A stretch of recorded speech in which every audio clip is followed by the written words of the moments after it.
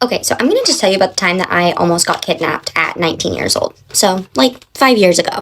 It was like 8:30 at night. I had just gotten done my night class, and I was on my way to my friend's house. Now, I needed to get her cash, so there was an ATM on the way that I was just gonna stop at. Now, when I get to this ATM, there is a car in front of it, and so I just pull up behind it, and I'm waiting. And then suddenly, I notice that the driver is getting out on the passenger side of the vehicle, and slowly starts to approach my car. Now, this guy was definitely dressed in a suit, so I was like, okay. So I cracked my window just a little bit. He gets to my window and he's like, hey, my car won't start. And I was like, oh, I'm sorry, I don't have jumper cable. Now, that was a lie, I do, but I was like, I don't know this guy, I'm not gonna help him. This is how murders happen. But there's that little subconscious in me that's like, Olivia, you're so dramatic, you're fine. But anyway, he goes, no, I have jumper cables. If you can just pull around, that would be great. So I was like, But then I realized I'm on Main Street, like nothing's gonna happen, whatever, I'll just pull around. So I pull the front of my car up to the front of his car and I pull the little latch. He kind of plays with it for a minute and he goes, hey, can you help me? I don't know how to do this. This is when I was like, But 19-year-old Olivia gets out of the vehicle to help him. So I open the hood, he puts the jumper cables on, and he starts his vehicle. He goes, thank you so much, my name's Chris, what's your name? My name's Olivia. He goes, thank you so much. I was like, yeah, it's no problem. I get in my vehicle, I back up, I go back around the bank. By the time I get back to the ATM, his car's gone. Now, I'm a poor college student, so I had to make sure that I even had the money in my checking account. So I pull up my mobile banking app, and I log in, and I do a transfer, and I get the cash that I need. Now, at this point, it's been 7 or 8 minutes, right? As I am leaving, I tell you that he is parked on the side. So as I drive by, I notice that he is on his phone and we make eye contact. Now there was just something that was telling me this isn't right, but at the same time, there's a little subconscious. It's like, you're fine. So I pull out of the bank and I take a right and I just kind of keep checking in my rearview mirror. Sure enough, he pulls out. Now I notice that it's him because he has a left headlight out, so I can spot him. And I start heading towards my friend's house. Now, on my way to my friend's house, I notice that he is still following me. I tell her I'm pretty sure he's following me, and she goes, okay, you need to take 3 left-hand turns to not come to my house, obviously.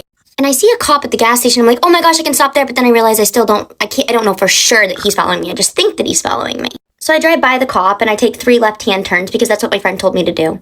He does the same thing. So at this point, I go into full panic mode. I'm like, oh my God, I gotta call 911.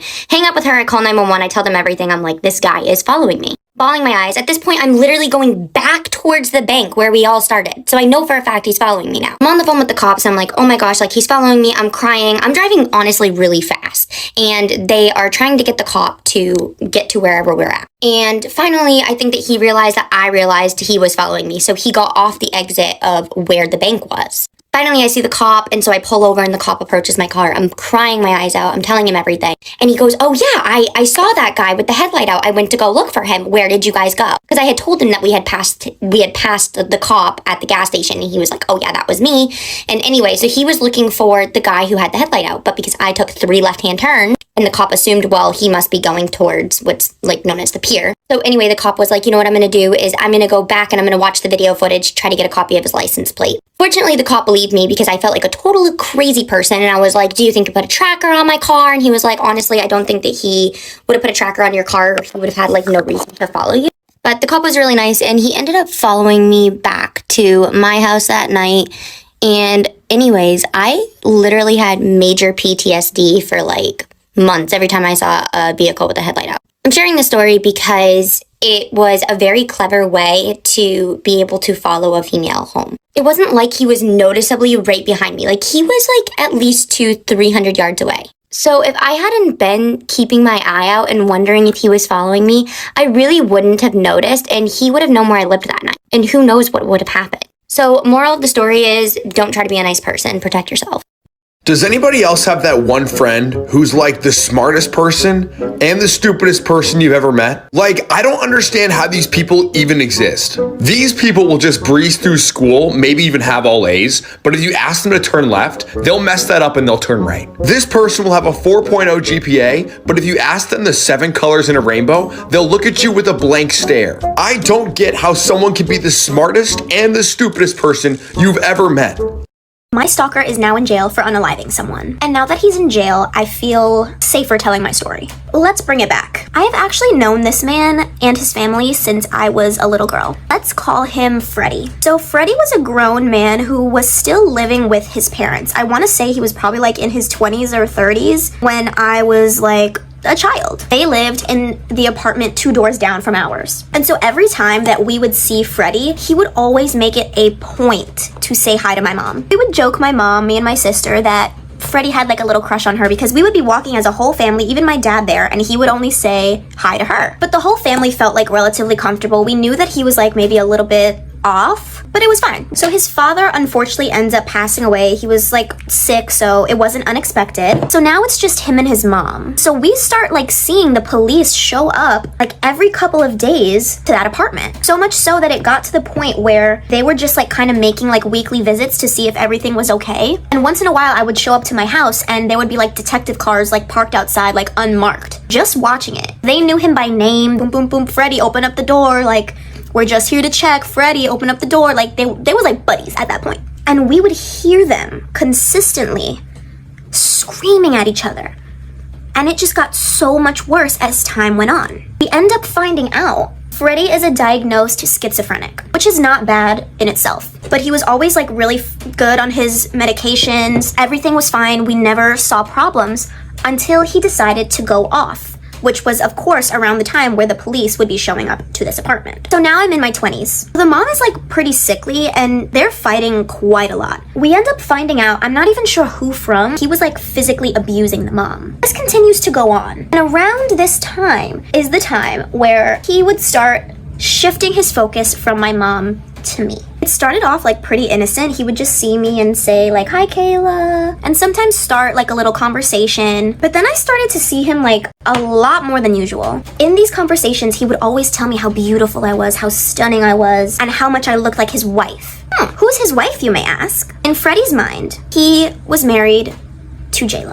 Now, in these little hallway conversations that he would stop and have with me, he would tell me that he knew J-Lo from the Bronx when she was it's funny now because of all the memes. They were like dating and they wanted to get married, but it just didn't work out because she got famous. He bought her a ring and that he proposed to her. Obviously, I knew he wasn't on his medication, so I just like, I was like, oh wow, that's really cool. Like I had no idea. I had to just play that part and keep myself safe. But over time, he continued telling me, you look exactly like my wife. You remind me of her. And so I'm like, fuck, this is about to get bad. Go to part 2. My stalker unalived someone, part 2. So this would continue every single time I saw him, which was getting to the point where it was like every single day. Just seeing him in the hallway escalated to him knocking on my door at random points in the day to come see me.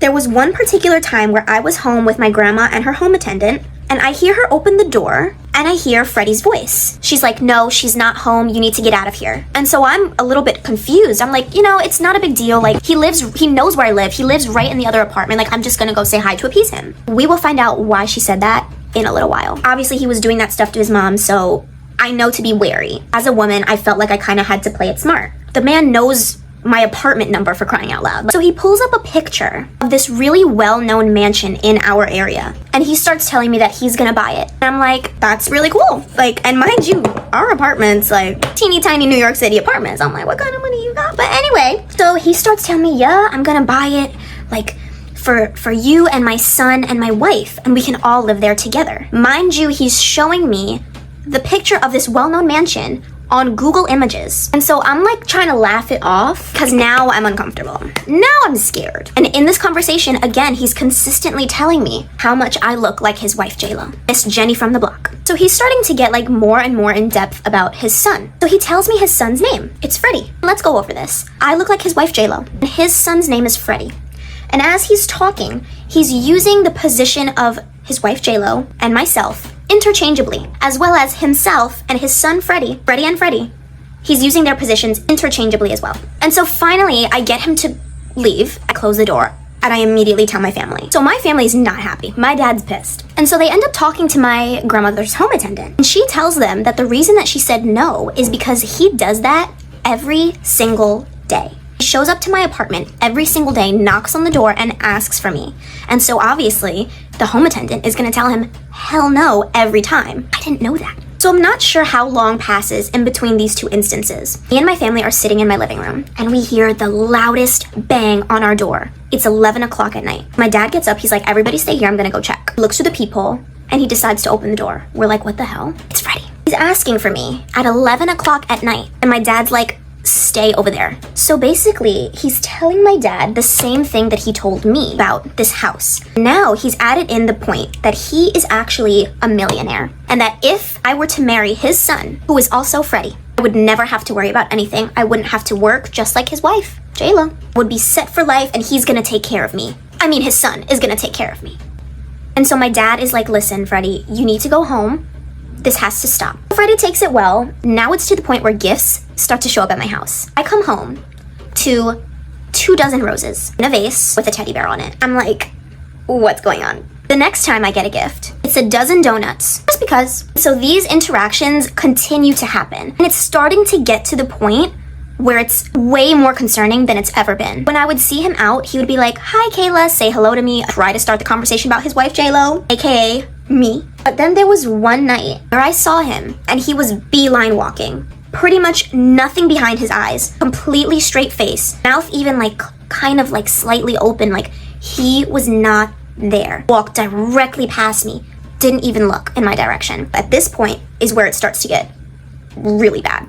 My stalker unalived someone, part 3. So after this, I do my very best at all costs to avoid this man. Now I'm freaked out. My parents are legitimately scared for my safety because we know everything that's going on in his home. However, if they see him or if I see him, we try to keep it quick, but we're still very friendly and nice. There's a point where my dad walks in on him in the hallway, face completely down, screaming, he's wailing. We know that these are a lot of mental health issues that he's having. And clearly the parents were not well equipped to continue to deal with this, especially that the mom was sick and dealing with this abuse. So my dad tries to talk him down a little bit from whatever it was that he was screaming and wailing about. And eventually he does. Whenever I go out, I have to like let my guy friends know, like, listen, can you please bring me upstairs? No, this is what's going on. And we were just on the lookout for anything that may be an unsafe situation. A decent amount of time has passed where I haven't really seen too much of him, and it starts to become a thing that he's like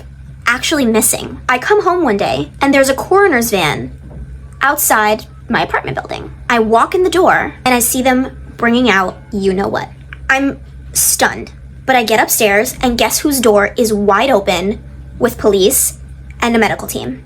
Freddie's door. It was the person who was sadly taken away in the van, his mother. So at this point, everybody's minds are kind of wondering, could this have been him? Fortunately, it was determined that she had passed from natural causes. She was old and sick. However, Freddie is still missing. We have no clue where he is. For weeks. I bet you're asking, so who was the person that he unalived? Well, my mom tells me that she stopped in the pizza store next to our house to get a slice of pizza, and that the pizza guy started to tell her how he received a call from a prison in a different state, I won't say where, from Freddie. Freddie used his prison phone call to call the pizza guy and explain why he was in jail. I won't get into the full details of how this person was unalived. Truthfully, don't have all the information, but apparently it was some sort of accident. At the end of the day, it really is a sad story, but it was genuinely pretty scary for me and my family at the time. I truly hope that he does get the help that he needs. But yeah, everybody stay safe out there.